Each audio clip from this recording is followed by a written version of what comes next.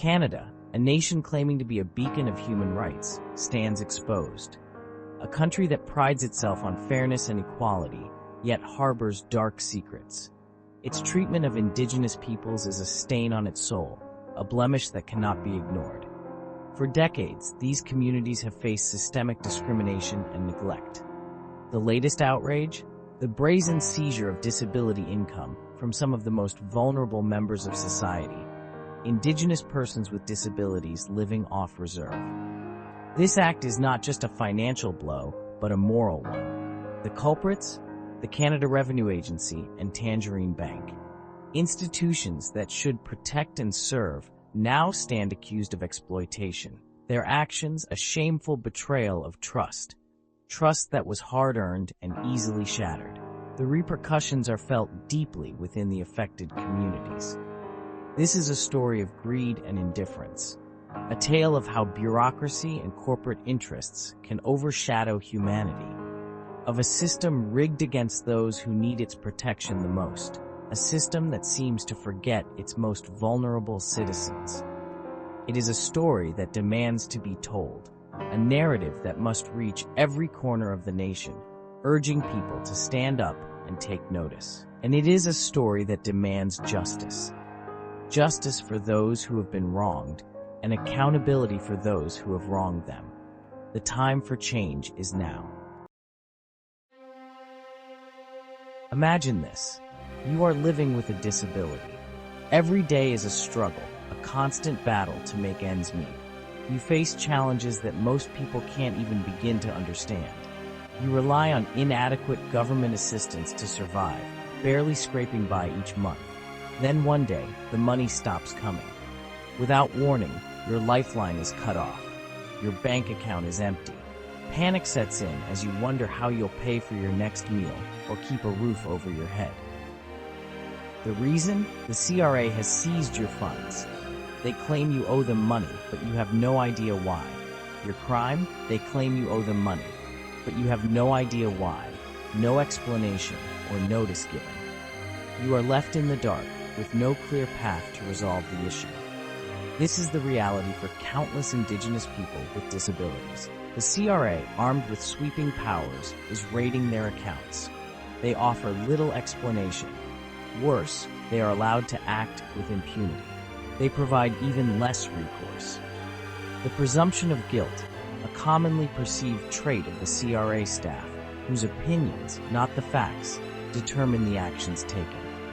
These staff members are the sole decision-makers without a judge or court participation, allowing biased and arbitrary actions that inflict harm on Canadians. Imagine the stress and anxiety this causes. The feeling of helplessness as you try to navigate a complex and opaque system. The CRA's actions can devastate lives, pushing already vulnerable individuals further into poverty and despair.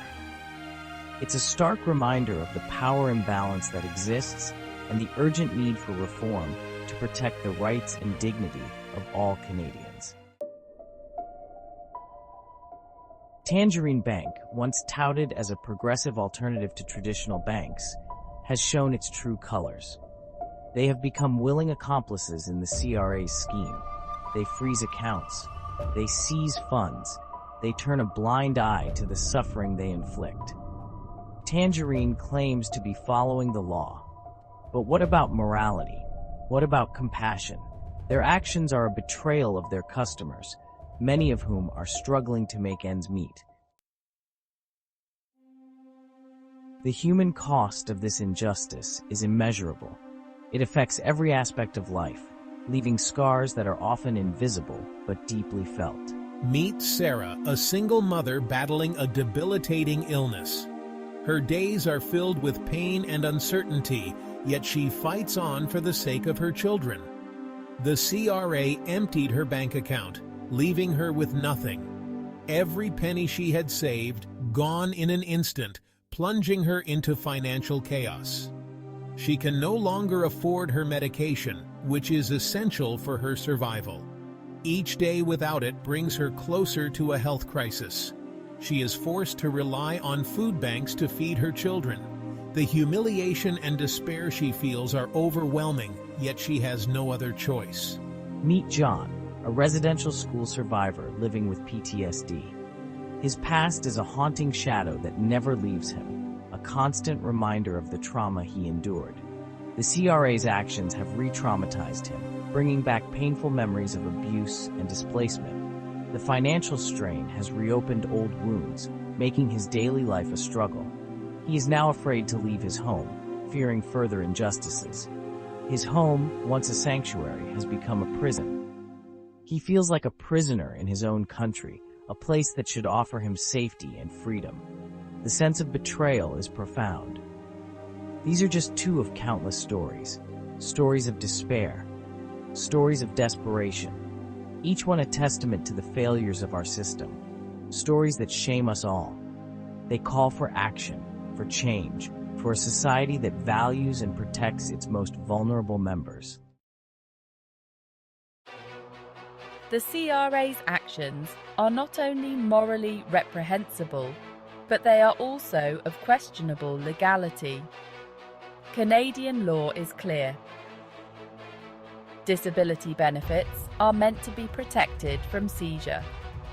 International human rights standards, such as the UN Declaration on the Rights of Indigenous Peoples, UNDRIP, are being blatantly violated. Yet, the justice system seems to be failing these vulnerable individuals.